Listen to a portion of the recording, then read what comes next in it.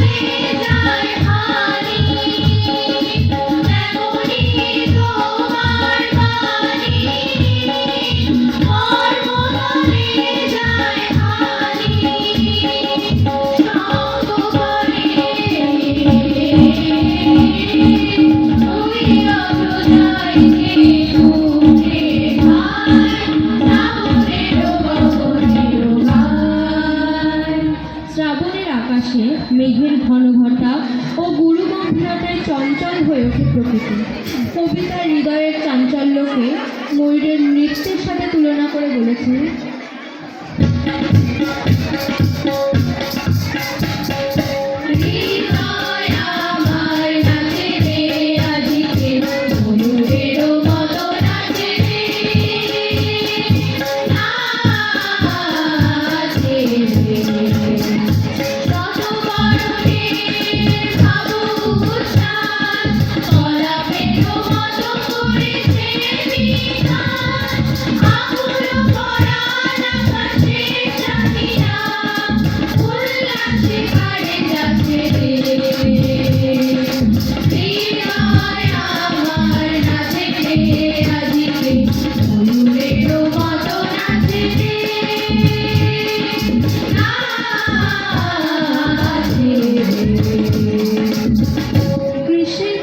দাবদাহের হাত থেকে রক্ষার জন্যই মূলত বর্ষা ঋতুর আবির্ভাব।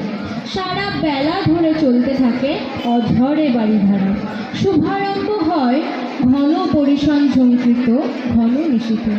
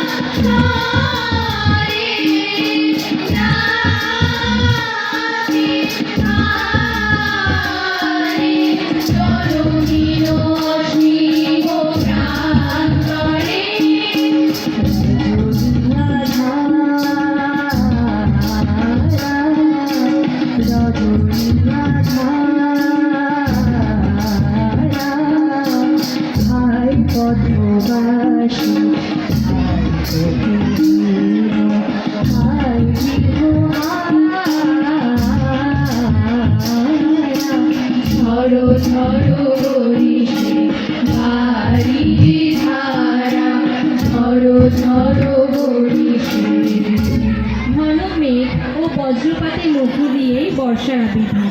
তাই কবি তার কাব্যিক ছন্দে বলেছেন, তার আসার পথ যেন বজ্র মানিক দিয়ে গাঁথা।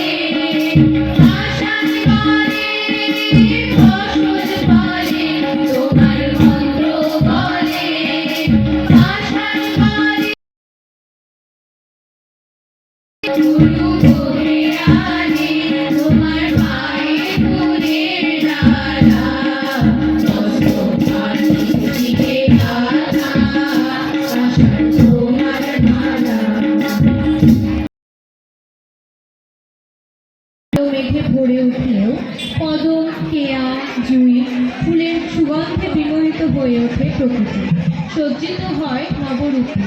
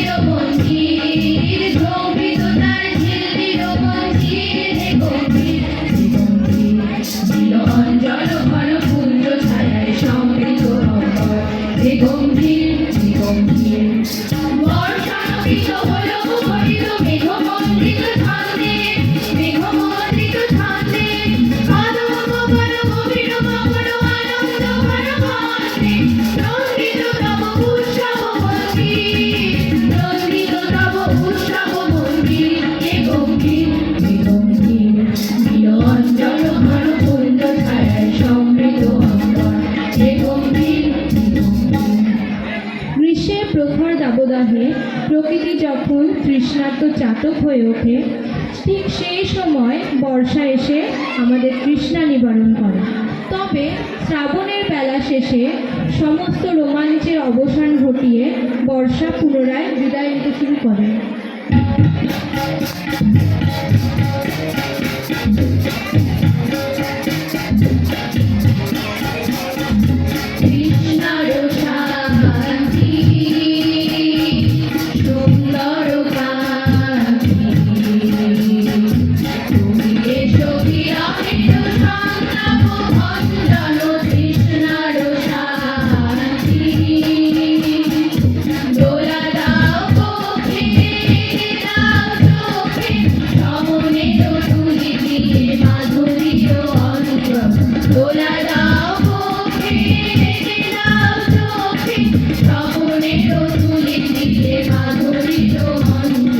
Thank you.